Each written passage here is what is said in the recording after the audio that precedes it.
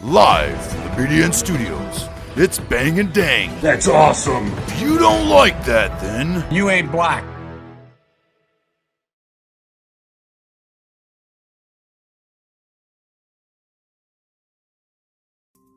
Welcome to Outlaws Gunslingers with host Bang and Dang, and we got one of the most famous cases, probably, well, right before the OJ case. Right.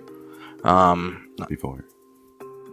Widely publicized and widely shown on court TV. This is probably where court TV began to get real famous, covering all these little criminal or celebrity crimes.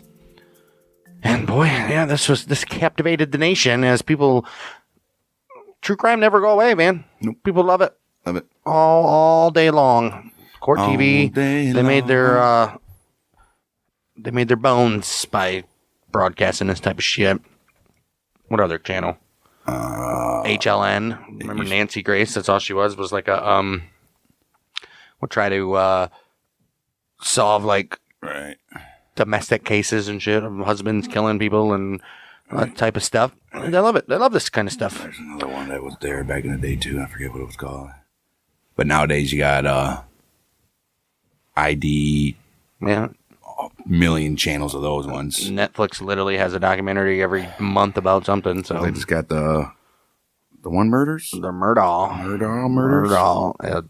It's funny is Netflix has one and HBO has one right at the same time. Of course. So everybody's getting in on it, man. That's why you guys need to like and subscribe to our various channels and also leave reviews and leave I mean, it's not that hard. leave reviews, leave comments. Get the algorithm up there. Go subscribe to YouTube, our YouTube at Bang Dang Network, Outlaws and Gunslingers on Instagram, as well as Twitter at OGMM Podcast, OGMM Podcast.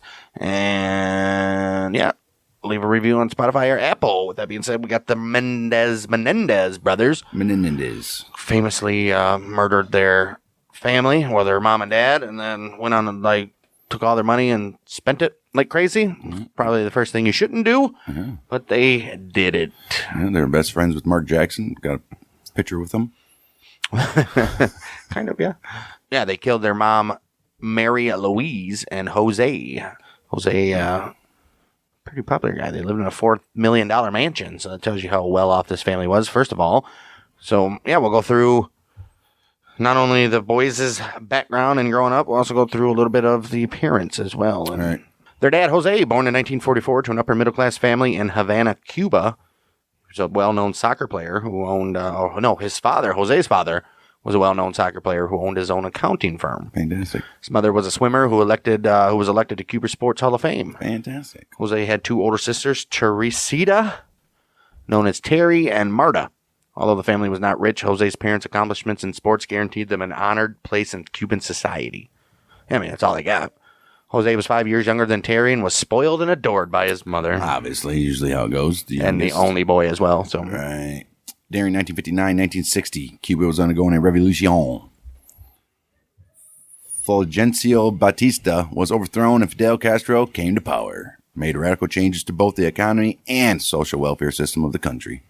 Castro's government seized the property of the upper and middle classes, turned farms into collectives, and canceled all leases and mortgages. jeez, he said, I own everything. Yeah. The upper and middle classes lost property. The lower classes faced higher prices, and the government grew more repressive, imprisoning or executing opponents of Castro.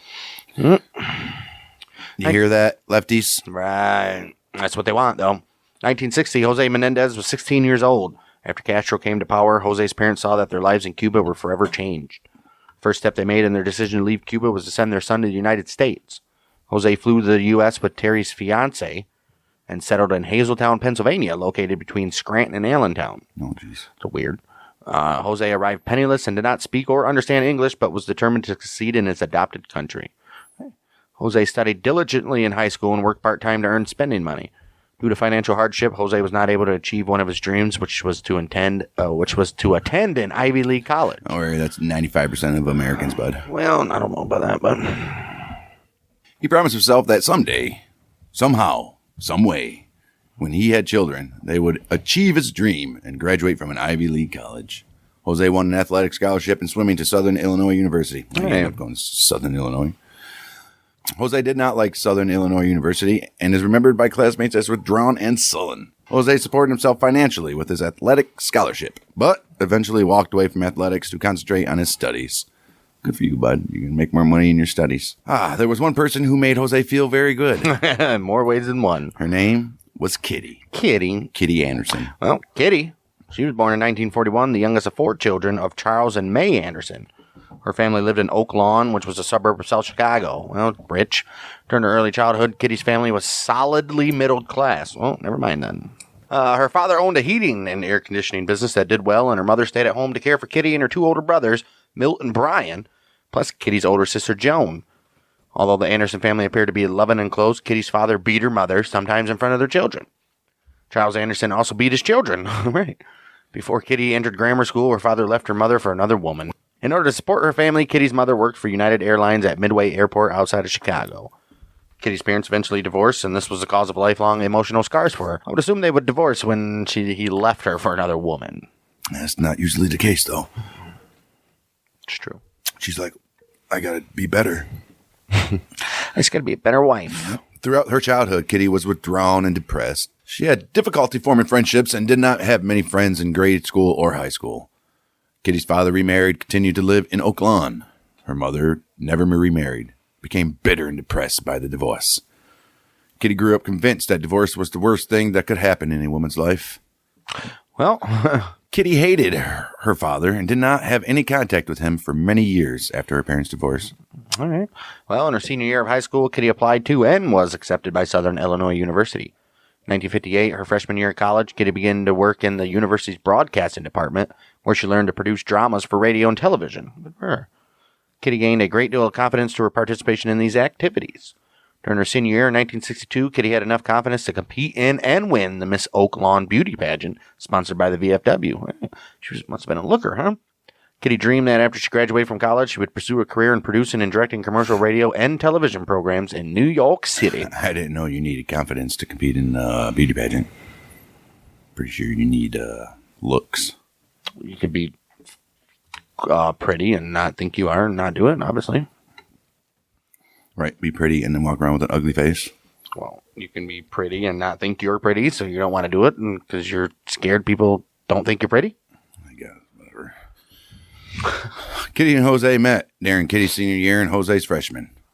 After only a short time, Kitty and Jose became inseparable. To Jose, Kitty was attractive, not only physically, but in what she represented as a whole. Kitty was the daughter of a shopkeeper, the offspring of an American merchant class.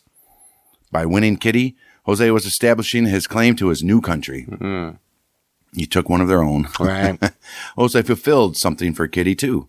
Kitty felt... yeah, her fucking crevice. Right. All of them. Right. Kitty felt that there was a depth to Jose that few people understood or appreciated. Oh. I'm sure there was, dude.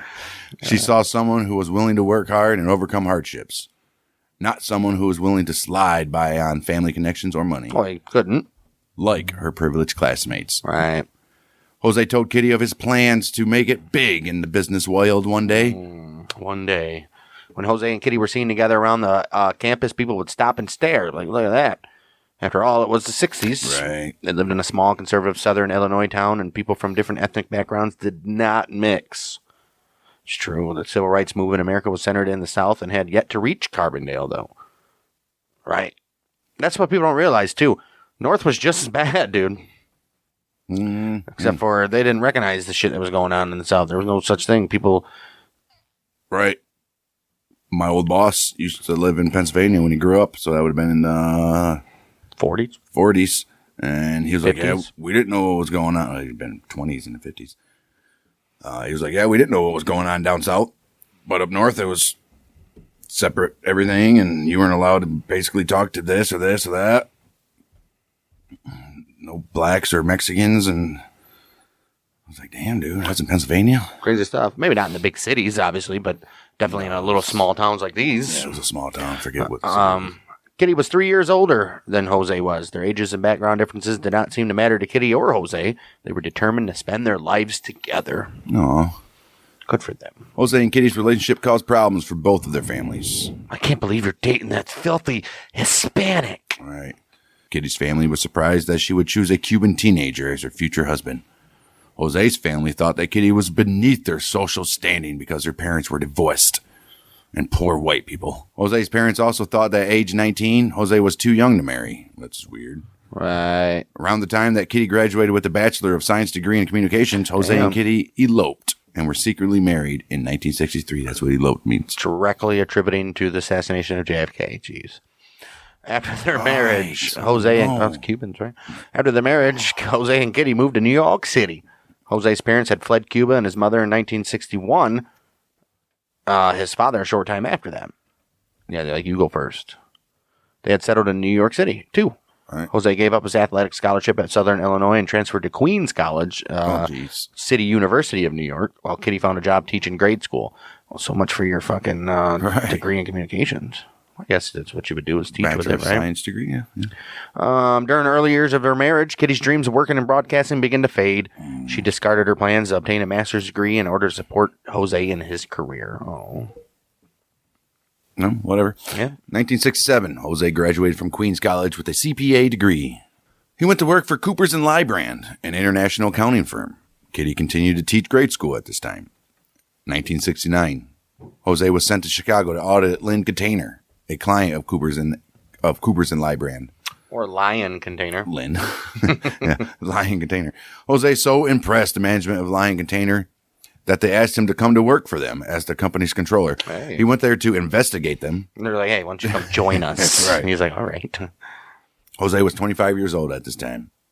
Jose, Kitty, and their infant son, Joseph Lyle, born on January 10, 1968, moved to Hinsdale, Illinois. Kitty became a full-time mother. Damn, he got out of Illinois just to go back to Illinois. Kitty became a full-time mother while Jose worked hard and turned Lion Container into a profitable company. Look at this guy, dude. Look at him. Fantastic. 1970, Jose was named president of Lion Container. Wow. How many years was that? 2 years, 3 years, 67 he did it. 68? Yeah, Nope, 69. Damn. 69, so it took a year. Yeah, the position did not last long because Jose and the chairman of the board became involved in a fight over the direction of the company. Oh, geez. 1971, Jose went to work at Hertz, the car company, as an executive in the car leasing division, and the Menendez family moved from Illinois to the East Coast and settled in New Jersey.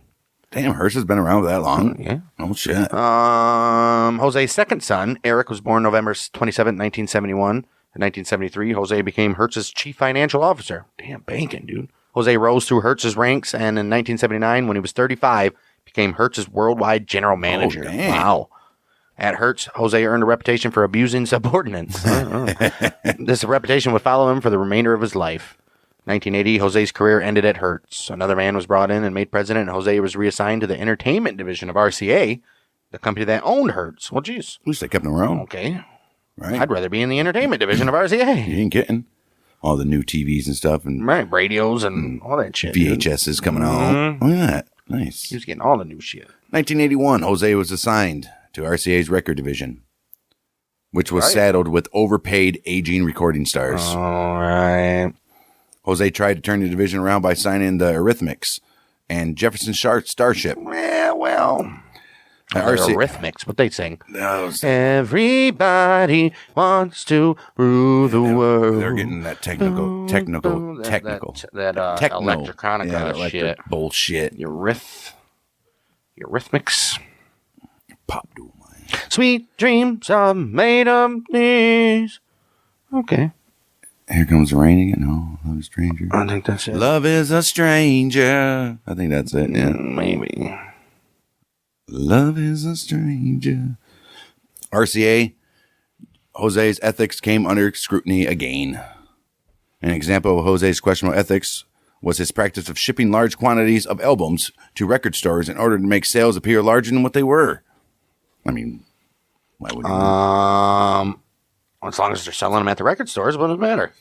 In 1986 alone, RCA was forced to honor $25 million in return albums. Wow. Wow. By 1985, at the age of 41, Jose had risen to become the executive vice president and chief operating officer of RCA Records worldwide operations. What the hell's this guy doing? And it's the same company as Hertz. They're like, well, we're going to try you down here and make you. RCA owns Hertz. Right. However, as hard as he tried, Jose was unable to turn RCA Records around. Yeah, RCA. I think they had like I want to say they had NSYNC and shit back in the 90s, but other than that, yeah. From the beginning of the marriage, Kitty had always given Jose the freedom he desired. As much as he promised her that a marriage would be a partnership, in reality, Jose made the decisions for both of them, often without consulting Kitty. Well, he was a breadwinner, babe. Right. He was a breadwinner, baby. Right. During his life, Jose acquired a number of mistresses. He acquired them. Wow. Jose's longest-lasting affair began in 1978 with a woman named Louise, who was a dark-haired, self-confident businwoman. Oh. Well, so yeah, he's probably more attracted to Louise because she's actually doing something, and he comes home to... It's like, have you guys ever seen Mad Men? He's got this little housewife at home, but then he has affairs with all these high-powered women and shit in the business. Right. I mean, it's just obvious. Then he's still got his chick at home, cooking and cleaning and doing what she's supposed to do, raising the children. It's like that show, Ray Donovan. I've never seen it, but sexist. It was the 70s. Right. Louise and Jose traveled together and entertained as a couple in Louise's townhouse in Manhattan. Manhattan, huh? Wasn't cheap. Jose cared deeply about Louise, yet never gave any thought to leaving Kitty. Why would you? He also never considered ending his affair with Louise. Why would you? Jose felt good with Louise.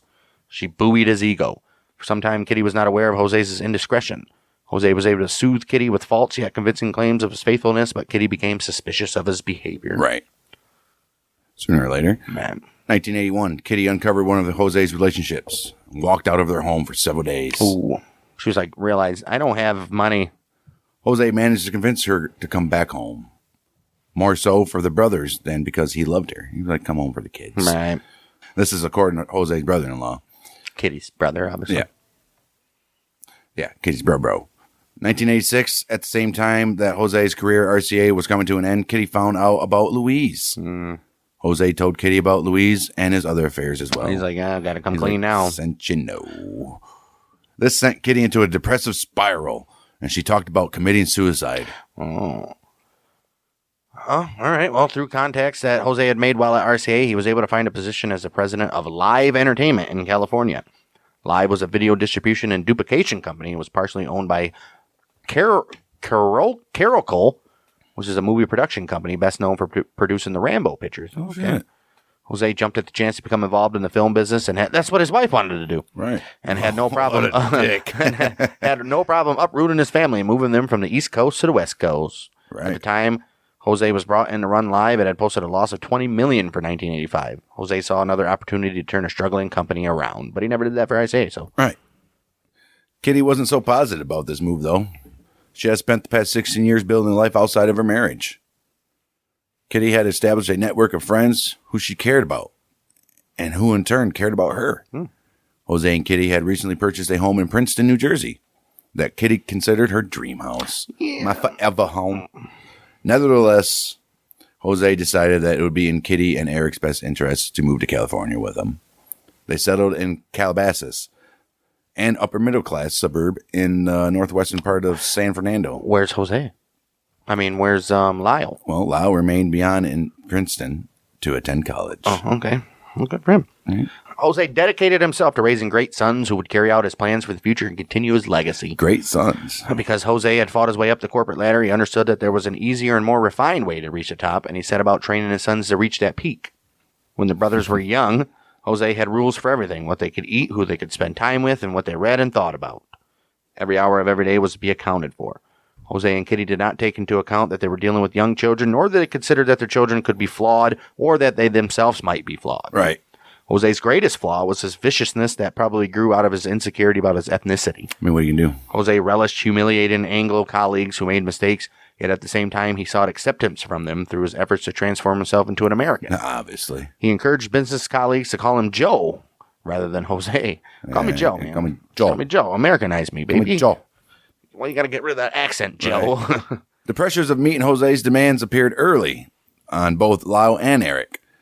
Both brothers developed stutters, stomach pains, and had a habit of grinding their teeth. Both brothers also developed nasty tempers, obviously.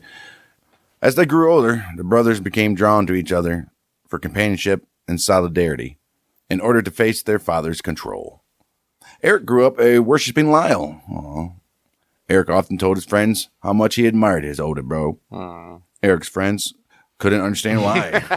Like, why, dude? Your brother's a fucking He's a fucking douchebag. douchebag, dude. Have you seen him? He is not. Say it again, and I'll stab you. All right. They thought Lyle was serious trouble. He was like, dude, he's going to get you in trouble one of these days. He's like, nah, man, that's my bro. Right. Eric's worship of Lyle probably came from the fact that Jose was so remote that his younger son did not feel that he could approach him.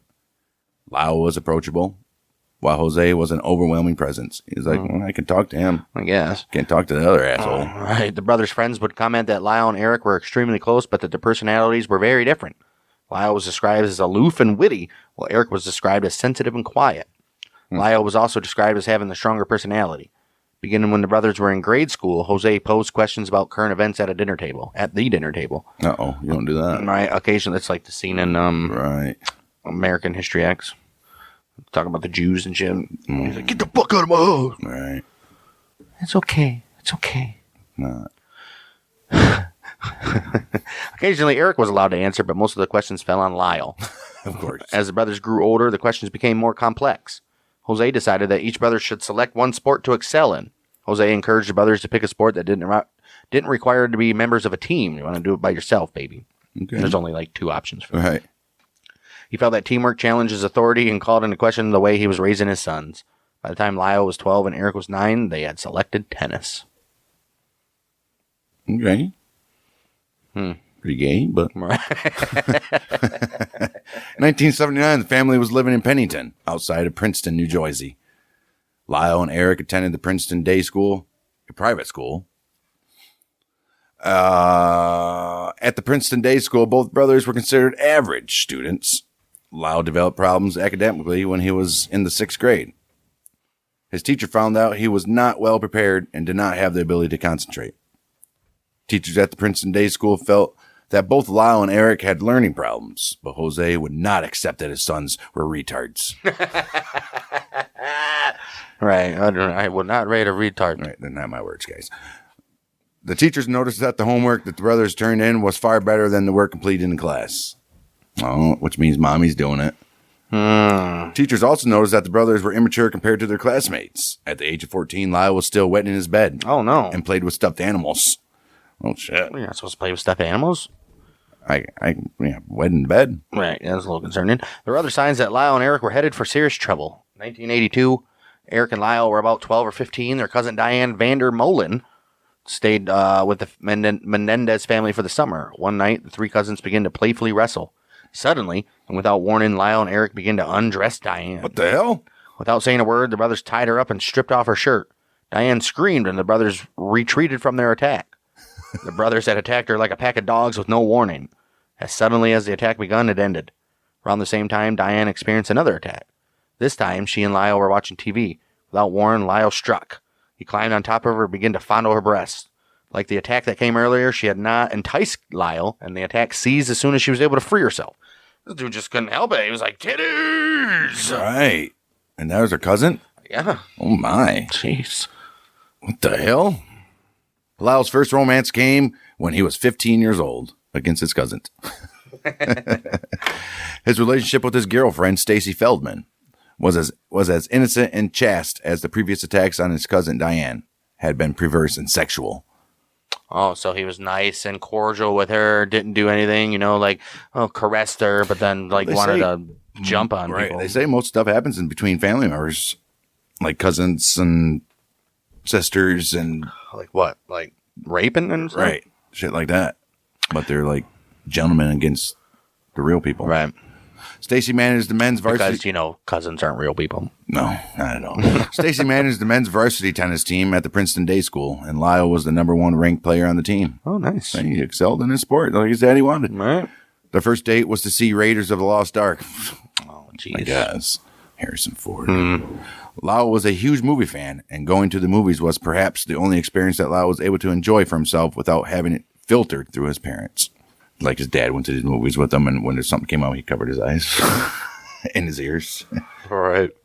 He's like got like a father in the movie, like consoling his son or something, giving him good advice. He's like, no, you will not see that. Weak. Damn. He got 15 lashes when he got home. How dare you take me to this movie? You should have known that scene was going to be in there. Lyle seemed to have grown up completely believing to be true what he saw on the movie screen. Well, idiot. Oh, wow. He never seemed to be able to distinguish between fact and fiction. How do you not? Jeez. Well, Stacy and Lyle fell in love. They walked around Princeton Day hand in hand, which was against the rules. Teachers and administrators let this infraction pass because they felt that Stacy and Lyle were awkward kids who needed each other. Right. Okay, at the end of the school year, Lyle and Stacy were voted most married by their classmates. Most married. Okay, Lyle and Stacy talked about getting married and having children. Lyle lavished jewelry and other gifts on Stacy. Stacy ended the relationship when she went off to college, though, realizing that she wanted to experience more of life and that she was too young to get married. I mean, it's usually how it goes. High school, right? We're gonna be together forever, and once that first college, once you find out you're not going to the same college, Right. Sorry. and it's usually the girls like, hell yeah, Right, about time. I'm gonna do some shit, and you're not gonna hold me down, Dick. from 5,000 miles away, I'll have other men hold me down. right? From 30 meters. That's a long dick. Holy shit. This motherfucker went to school in Compton and shit. Well, Lyle was hurt, obviously, by Stacy's Talk about rejection. fucking the country. Right. And tried to win her back by promising to buy her a fur coat. Dude, I don't think that's going to win her back. Well, she wasn't interested, and Lyle moved on, supposedly. Moved on, huh? I guess so. He's like, all right, fur coat didn't work. I'm out of options. What else do I Oh, do? damn it. Jose dreamed that Lyle would attend an Ivy League school. Okay. Lyle was not a good student. He told his friends that he wanted to skip college and open a restaurant with his father's financial backing. Just never cooked anything in his life. But Right. He's like, I like to eat food. right. Jose would not entertain thoughts of anything less than Ivy League college education for Lyle. Right. When Lyle initially applied to Princeton in 1986, he was rejected. He enrolled in the local community college and submitted another application to Princeton for the 1987 school year. While Lyle waited to hear from Princeton, he met and began to date Jamie Pisarcik, a waitress at a local Princeton restaurant. Jamie was also a tennis player, 5 years older than Lyle. Mm-hmm. Kitty and Jose did not like Jamie because they felt that Jamie was dating Lyle because he was the son of a wealthy parent. Soft. She's at Princeton, you piece of shit. Whatever. I don't know what her background is, but well, wait, she wasn't at Princeton. She just worked in Princeton. Right. But Lyle was soon accepted to Princeton in 1987, more on the strength of his ethnicity and ability to play tennis than on his standardized test scores and high school grades that were just average. Makes sense. 87. Yeah, 87. Princeton's like, we need to get some more diversity up in here, and like, we're not just a total white school. We haven't dominated college football in years. Right. Plus, this guy's family is rich, so it's not like he's a bum or anything. During the summer of 87, Lyle and Jamie announced they were engaged. This announcement angered Jose. Oh, shit. At age 19, Jose felt that Lyle was too young to be married. Dude, you got married well, he was older. Right. Shortly before Lyle was to begin at Princeton, Jamie moved to Alabama to teach tennis. Well, what the hell? Lyle followed her. Jose was upset by this and secretly arranged to sponsor Jamie on a European tennis tour. Oh, geez. Jose thought that once Jamie was out of the picture, Lyle could concentrate on Princeton without any distractions.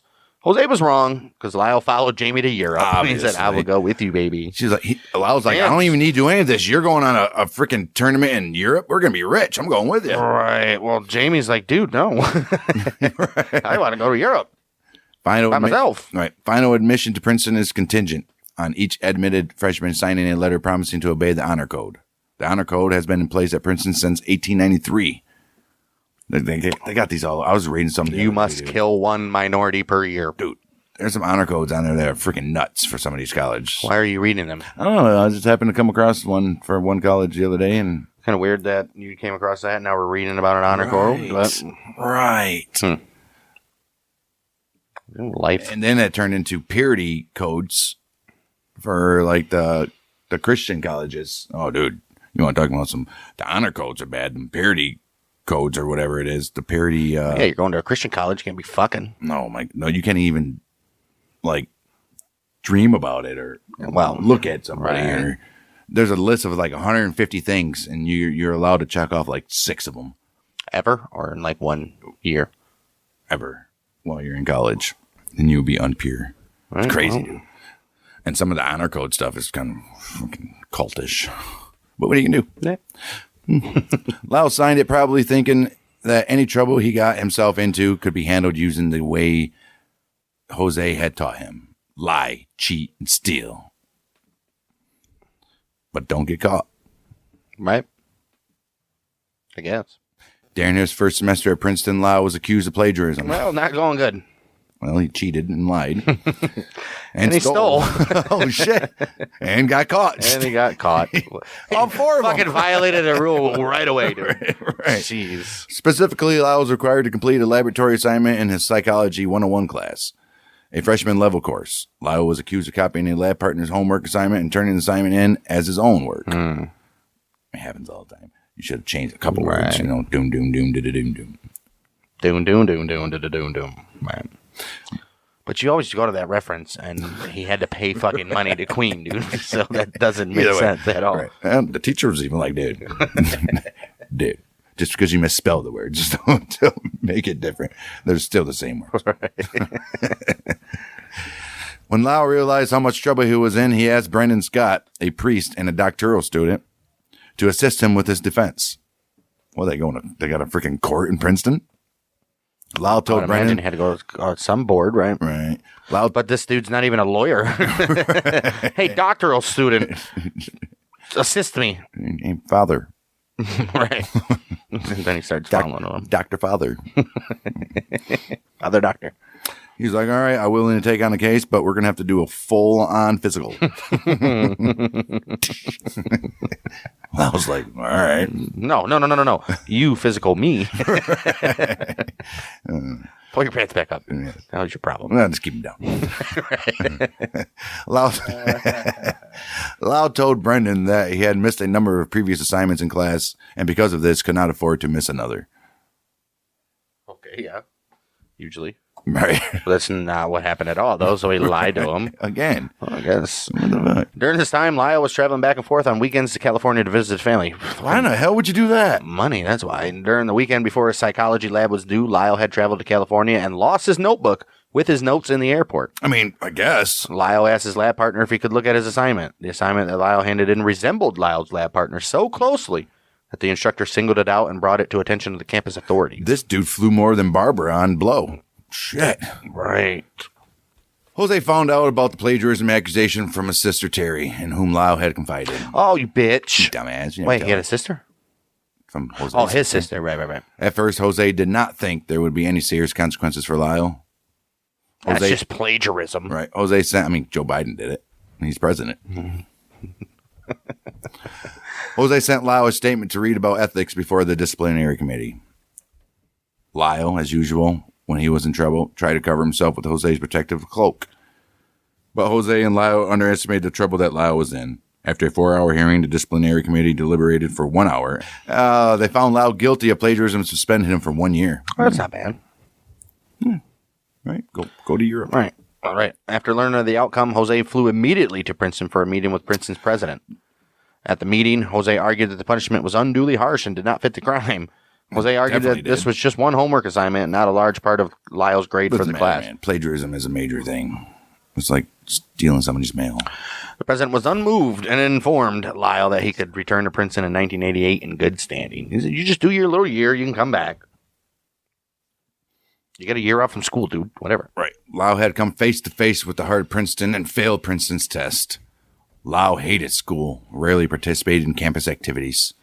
He was so devoted in winning and being first that he had a difficult time just being one of many struggling students competing in an Ivy League college. You just couldn't fit in, huh? I'm sure everybody was like that because I got to be straight A's for my parents. Right. I got a B. Oh my gosh. And they're taking those. Plus, you're walking around a campus that all the dudes have the little douchey sweaters tied around their necks. And sleeping pills and all that were like huge here. Right.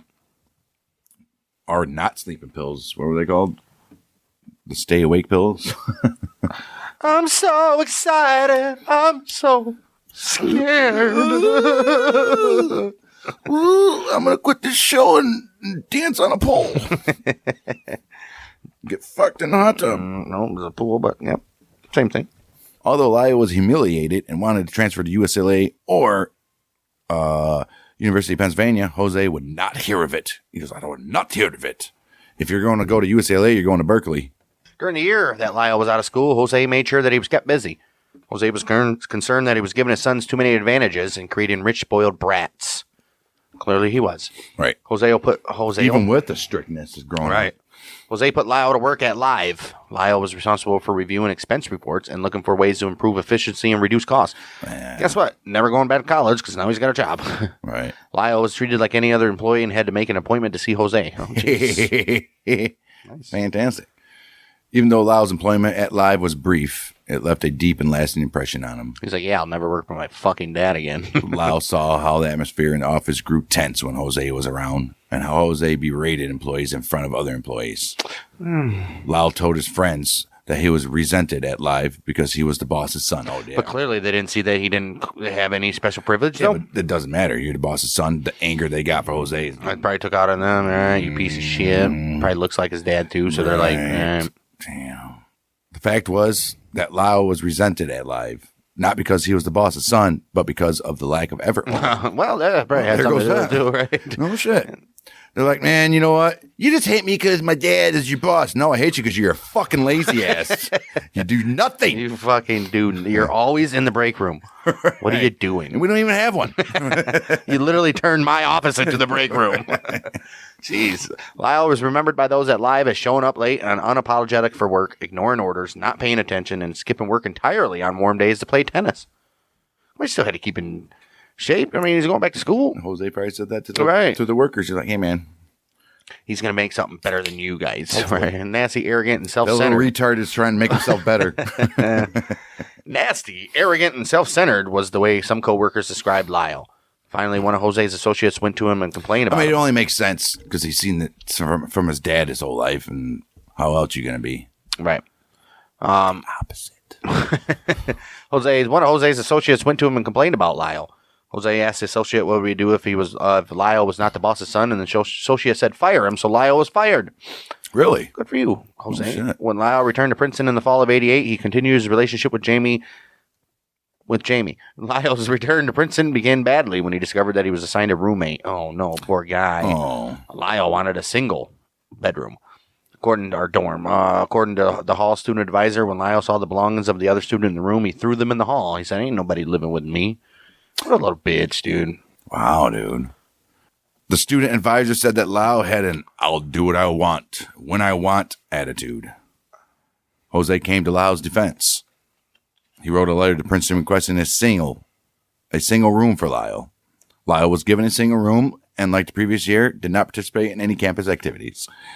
The only outside activity that Lyle seemed to show any interest in was cultivating friendships with a group of students who were also jocks. Oh, okay, good for him. In February 1989, Jamie introduced Lyle to Donovan Goodrow. Goodrow? Donovan came to Princeton after spending 2 years at junior college in Northern California. He had always wanted to travel and made his way across the country, winding up in Princeton because he was attracted to the school's reputation and the large number of people of his own age. Right, obviously. Kind of how it works when you go to college. Right. Donovan was trying to sort out his future plans. Lyle and Donovan found that they had a lot in common, and Donovan soon became Lyle's best friend. Aw. Kitty and Jose were glad to have Donovan around because now that they were living in California, they could no longer complete Lyle's homework for him. Oh, jeez. Well, Donovan was willing to write Lyle's papers for him in an effort to keep Lyle from failing. And he got paid by the parents, Probably. what they're not saying. I Right. guarantee you it.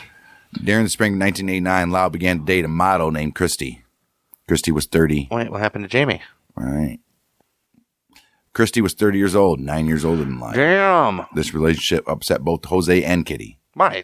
Kitty's like 4 years older than you, Jose. Right. There was another issue that upset Jose even more than that, was Lyle's continued desire to transfer to UCLA. Why? Because you probably wanted to be in California. Why would you not be? Right. Well, there's plenty of reasons. Lyle was tired of Princeton, he says, but Jose would not entertain any thoughts of Lyle transferring to another school. After Lyle returned from spring break, Donovan was accused of stealing from students in Lyle's dorm. Oh, no. Dang, Donovan, you're getting paid. Well, allegedly. Right. Right. With his, literally, you made it up. Nobody else. Right. Oh, shit. Rather than defend Donovan, who was insistent he was innocent of the thefts, Lyle confronted him with two of his friends. Oh, they're going to beat his ass. You don't do that, dude. You confront somebody and corner him in a little thing. You know what I mean? I guess. Donovan was forced to leave Princeton. In his haste to leave Lyle's dorm room, Donovan forgot to pack his wallet that contained his driver's license, security card, and other identification. Oh, wow. And that dude was scared for his life. I guess so. Eric grew up, well, meanwhile, now we can move to Eric. That was just Lyle's fucking crazy-ass childhood. Eric grew up emulating his older brother, like we said, and for a time lived in the shadow of Lyle, especially at the Princeton Day School. Seemed that neither brother fit in at school. They were both considered mysterious loners who laughed only at their own private jokes. They did not join in or play with other children. Oh, Eric's schoolwork, like Lyle's, was average. Throughout grade and high school, Kitty completed much of Eric's homework. Fucking Kitty's a piece of shit. These parents are dumb. Eric learned early in life that Jose was grooming Lyle to become the future leader of the family, and he grew up sad and withdrawn. Right, because there wasn't very much thought on this guy, you know. Whatever. Let him do what he wants to do. They probably didn't even want Eric. Right. When Jose, Kitty, and Eric moved to California in 1986, Eric was a sophomore in high school. You would think that Lyle wasn't there. He would have had some more, time with his dad to get beat up on and shit. I don't know. It probably happened. Eric enrolled at Calabasas High School when they went to Cali. Away from his brother and the comparisons that were often made between them at Princeton Day School, Eric found his own identity. That's what he needed. Mm-hmm. Eric made friends with a group of boys who were like him. Cocky, loud, and with a rebellious streak. Okay. A mile wide. Right. Or Kitty, long. Right. Well, either or. Same difference, right? Kitty had been worried about Eric's sexual orientation for some time, though. Kitty believed that Eric was a homosexual. When they moved to Calabasas, Kitty gave Eric an order to find a girlfriend in 6 months. What? Damn. Eric found an older girl at Calabasas High, but the relationship was short-lived. At a party, Eric and the girl argued, and Eric locked the girl in a room. Damn. He would not let her leave. She screamed and yelled, but Eric would not let her out. Finally, Eric let the girl go. The girl had enough of him. She later recalled that he was one of the oddest guys I ever met. He's very arrogant, very confident, but deep down he's got a lot of problems and insecurities. All right, you can tell. Yeah, you just clearly. He's one of those douchebags. Eric later had another girlfriend, Janice. Jeez. Whom Kitty and Jose both liked. Wow. Hey, about time, huh? Unlike Lyle's girlfriends, who Kitty found cheap, Kitty thought highly of Janice. Perhaps Eric's most important relationship at Calabasas High School was with Craig Signarelli. Uh-oh. My baby. No. Craig was the captain of the tennis team, and Eric was the number one ranked player on the team. Well, but not the captain, huh? How does that work? I guess. Happens all the time. Craig and Eric spent a great deal of time together and wrote a third-rate screenplay entitled Friends. Oh, do do do do do do do do do do do do. It was a script about nothing. Well, that's Seinfeld, but All right. Damn, I always get those mixed all up. right. The script was a 62-page thriller about a son from a wealthy family who reads his parents' will and learns that upon their deaths, he will inherit $157 million. The son murders everyone to get his hands on his parents' money before being murdered himself. Oh, okay. Well, real life mirrors art, huh? Except for the killed part after end. July 88, Erik and Lyle began breaking into homes in Calabasas. Oh, just fucking progressed out of nowhere, huh? The brothers burglarized the homes owned by parents of their friends and were surprised by the large amounts of cash and jewelry that they were able to steal. Can you believe this shit? The brothers had found an easy source of spending money rather than having to ask Jose for a handout or listen to Jose lecture about hard work. Right, while he's giving the money. Right. They'll still get the money, but we're going to have to at least listen take about to an hour of degrading, Right. degrading. The amount of money and jewelry that Lyle and Eric stole was estimated to be more than $100,000. Damn. Large enough to be classified as a felony offense called grand theft burglary, obviously. The L.A. County Sheriff's detective who investigated the burglaries received a break in the case after Eric was stopped for driving violation in Calabasas, and stolen property was found in his car trunk. What kind of driving violation did he do where they had to look in his trunk? Changed or checked. Because he was Cuban in Maybe fit the description. 1980. He was Cuban in the late 80s in L.A. Yeah, but they don't look Cuban. They're white. Clearly, you seen a picture of them? They kind of look Mexican, though. Later, detectives discovered that a safe in one of the homes that the brothers had burglarized was found in another home burglarized by the brothers. It appeared that the thieves had developed a guilty conscience and returned a safe they had stolen to the wrong home. Idiots. You idiots. Why would you do that? Because they're idiots. Right. Jose was furious about the burglaries, obviously. Jose did not want his whole... This is him speaking in the third person or whatever. Jose, furious about burglaries. Jose do not want his son spend any time in jail. And he didn't want any of that, and he hired Gerald Shaleff, which is a well-respected criminal defense attorney, to represent them. Okay. Shaleff was able to work out an agreement with the Los Angeles County DA office that would absolve Lyle of any participation in the burglaries. Okay. If Erik took responsibility for all the crimes. What? Well, he was a juvenile, so. Like, still, though. Erik was a juvenile. Wow, way to fucking read ahead and act like you're smart. Erik was a juvenile and had no previous record. Shaleff was able to convince a judge to sentence Erik to community service with the homeless and for the brothers to undergo psychological counseling. Erik was probably like, I'm not working with those nasty, smelly homeless. Right. Jose wrote a check for $11,000 to the victims to cover items that had been stolen by the brothers, but that had disappeared and could not be returned. Burglaries were talk of Calabasas all around town. Like, can you believe those guys? We always thought they were a little weird. Right. It seemed that neighbors of the Menendez family were uncomfortable knowing that Lyle and Erik were free, and not the least bit remorseful. Jose blamed Erik's friends instead of Erik for the burglaries, just as he had blamed Princeton for Lyle's plagiarism rather than Lyle. Jose's a problem. Jose probably had a difficult time understanding the brothers' behavior, and while Lyle and Erik had victimized friends, people they supposedly valued, Jose began to complain about living in Calabasas. Yeah, he was like, man, our reputation is tarnished. Right. He told people at Live that family was receiving harassing phone calls and that his tires had been slashed. It may have all been talk and a way of Jose saving face. He told associates that he felt that he and his family would be safer living in Beverly Hills. They're like, they ain't gonna allow you guys in Beverly Hills. Well, these were not the only burglaries that the police were able to pin on the Menendez brothers. April 1988, 2 burglaries took place at the New Jersey office of the Sierra Club and the office of the Princeton Friends of Open Spaces. And these office equipment was stolen with a value of approximately $1,100. Offices were housed in the same property that the Menendez family owned just before they moved to California. Oh, shit. And the house in which Lyle had lived in before entering Princeton. Oh, man. Okay. Jose and Kitty had sold the house in November of 1987. Police were left with few clues as to who committed them, and in both burglaries, the burglar had entered the home through a second-floor bathroom. Oh, so they knew. They knew how to get in and out, right? Police were finally able to connect Lyle to the burglaries after a confidential police informant came forward. The informant told the police that one day during the summer of 1988, he had been riding to the beach with the Menendez brothers when Lyle played a cassette tape. The tape was a recording of voices talking. There was also background noise. Lyle bragged to the police informant that they were listening to a tape recording of a burglary that Lyle committed at this old house in Princeton. At his old house, but yeah. Right. Lyle was never charged with these burglaries. By the time the police were able to connect Lyle to these crimes, he was already in jail on more serious charges. Well, I think we know what those are. Jose was doing well at Live. His contract had recently been renegotiated and extended until December 31st, 1991. First time ever. Right. In recognition of Jose's importance to Live, the company invested in a key man life insurance policy that would guarantee that if Jose died, the company would continue operating without worrying about going under. The policy was valued at $15 million. Live also purchased a key man personal policy for Jose's family that was valued at $5 million. Oh, shit. Okay, Jose. The family would have got $5 million. Yeah.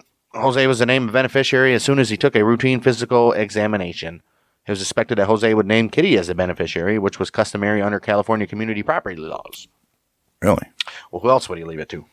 As spring turned into summer, which it usually does, Lyle was facing, not usually, always, Lyle was facing several. We don't know, though. Right.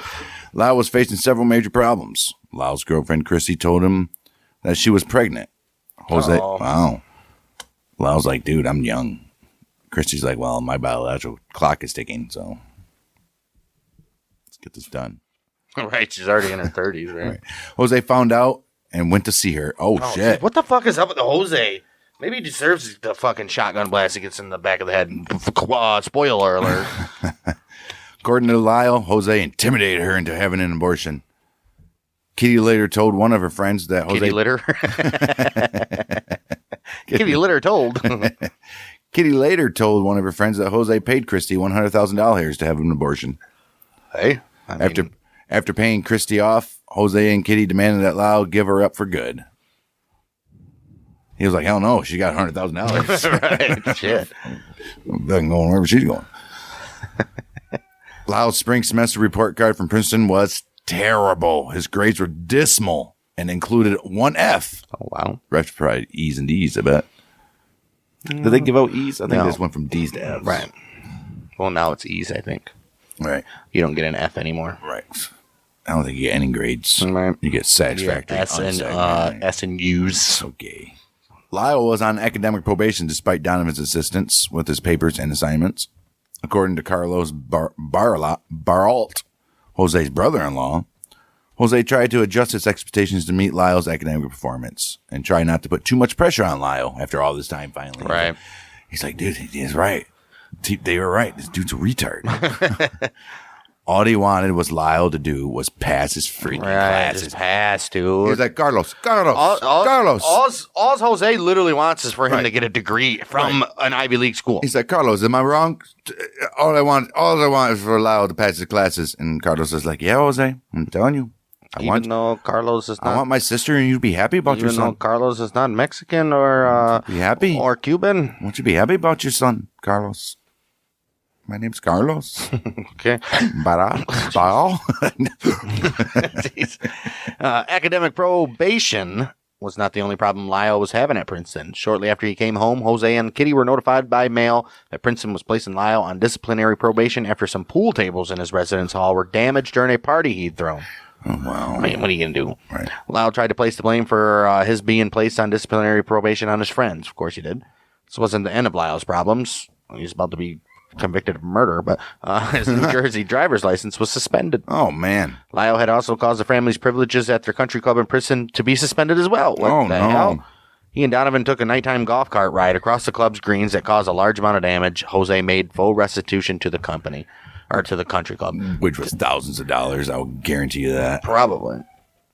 Not probably. Wow. Jose and Kitty could not understand what the hell was wrong with their two sons. What did we do wrong? Jose's like, I don't know. And Kitty's like, what the fuck, Jose? The fuck? I did not sign up for this. She's not fucking Cuban, you moron. Jeez. She is now. You know how it goes. Jose and Kitty cannot understand what the hell was wrong with their sons. Where did they go wrong? They gave them everything. There were so many problems with Lyle and Erik. They didn't know where to start. Jose was losing his patience and was less and less willing to be persuaded by Lyle's rationalizations of everything they did wrong. What you see was, you're an idiot. You're an idiot. It's kind of like Step Brothers. They let these kids do whatever they wanted. I guess. And then they finally were like, listen here, you're 45 years old. It's time for you to get the fuck out. Right. Man, boats and hoes, baby. Jose and Kitty were so desperate to drive home to their sons how serious their circumstances were that they used the only thing that they thought would get through to them. They're like, you know what? They sat them down one night. Like, boys, we've done everything. We just don't understand what the hell. You got all the money in the world. You went to these colleges. Basically, come on. All we ask for you to do is complete your studies, right? Complete your studies. So we're going to rewrite you. We're going to rewrite our wills, and guess what? You boys don't get shit. They're like, what? I mean, I'd be pretty pissed, right? Especially being spoiled little pricks like these guys, and then finding out that I'm out of the will. Oh, who knows what's going to happen? Right. Jose's first will was written in 1980 before he had amassed his wealth. The will stated that if Jose and Kitty died in a common disaster, Lyle and Erik would receive the entire estate. I mean, why wouldn't they? Obviously. Clearly. After graduating from After graduating from Beverly Hills High School, Erik competed in a number of tennis tournaments during the summer. He initially played well and won his first round matches. Okay, however, he lost in the second round each time. Poor guy. I mean, it happens. In August, Erik returned to Beverly Hills and waited to begin college at UCLA. Oh, he gets to go to UCLA, though? Right. Erik had also been accepted at UC Berkeley, but chose to attend UCLA because it had a better tennis team, obviously. In order to encourage Lyle to exert more effort in school, Jose purchased a condominium outside of Princeton for him. So, yeah, because that's going to... What This dude's Jose, you're an idiot, dude. Maybe he thought he needed to be off campus. Whatever. Right. The condo had 2-bedroom suites and would be perfect when Kitty and Jose came to visit. They could stay in one of the bedrooms without intruding on Lyle. Lyle asked Kitty to decorate the condo for him. Good for fucking him. Look at that. So he was like, okay, he's willing to do some stuff. As the summer came to an end, tensions in the house seemed to escalate. Kitty began to lock the door to her bedroom at night, and she kept 2.22 rifles in her closet. Damn. Why? Holy shit. She would not allow Lyle and Erik to have keys to the house. Oh, jeez. When the brothers came home at night, Kitty would let them into the house, even if she had to be awakened from sleep. What the hell's going on there? Right, that's just skip the whole major thing. What happened here? These guys get, like, really violent? Nobody knows, apparently. Wow. It was apparent that something was frightening Kitty. Oh. Her fears were probably heightened by something the brothers' psychotherapist, Jerome Oziel, told Kitty. He probably was like, you know what? I was coming in this thinking. Well, why don't you let me? Oh. Kitty psychiatrist had recommended Jerome Oziel when Erik and Lyle were ordered to undergo psychological counseling for the Calabasas burglaries. Right. Shortly after Erik started treatment with Oziel, he gave permission to Oziel to discuss the contents of his sessions with Jose and Kitty. Probably didn't want to do that. Right. Kitty's fears may have been brought on by something she learned from him. July 19th, 1989, Kitty went to her therapist and told him that she feared her sons were sociopaths, a psychiatric term used to describe a person who lacks a conscience. It's probably pretty true. Kitty's therapist made notes of the session that indicated that Kitty was concerned that her sons were narcissistic, lacked consciousness, and exhibited signs that they were sociopaths. I mean, dude. They knew. They raised them that way. I think their dad was, too. Clearly. He just held his shit together more. Well, did he? Did he kill anybody? It was different for the dad. He had to actually come from another country and make his way up. Right. August 19th, 1989, the Menendez family chartered a boat from Marina del Rey and went shark fishing. Right. According to the crew of the boat, they did not seem to be much of a family. Jose stayed in the back of the boat and fished, while Kitty went below and stayed in the boat's cabin because she was seasick. Man, I can't do the Sally stuff on the seashore with seashells. Yeah, I did it. Well, you didn't, though. Damn. The brothers stayed to themselves at the bow. The evening of Sunday, August 20th, 1989, the maid had the night off, and the white $4 million 23-room Mediterranean-style mansion at 722 Elm Drive, oh, damn, if it was Elm Street, that would have been fantastic, was very, very quiet. Jose and Kitty Menendez were in the family room sleeping while a James Bond movie was playing. The Spy Who Loved Me. James Bond movie make anybody fall asleep. Right. Hate them. Lyle and Erik had gone out for the evening. So these guys are having a nice, peaceful night at home. Watching James Bond and drinking probably expensive-ass scotch. Monet or some shit, right? They had some $1,000 bag of popcorn. And right. Gold-flaked fucking popcorn and shit, popcorn. dude. Yeah. Made popcorn, but we can't eat it. And you can eat gold flakes, can you? They make gold food all the time. Dubai has like gold shit, dude. Are you serious? I don't know. I'm not rich enough to eat gold fucking plated food. Gold flaked food, dude. There's so much shit. And that's real gold. Oh, shit. Gold donut with gold. Really? Gold. That's real. It's foil. No, it's gold. It's all foil. But it's gold. It's real gold. I'm talking about in the food. No, this is gold. Gold. Gold on a brat? Gold. You can eat a hot dog topped with real gold. I guess gold is a metal, and we eat metals all the time. Metal gold in our body. Like lead and... Gold. Goldschlager. That has real gold in it. The vodka.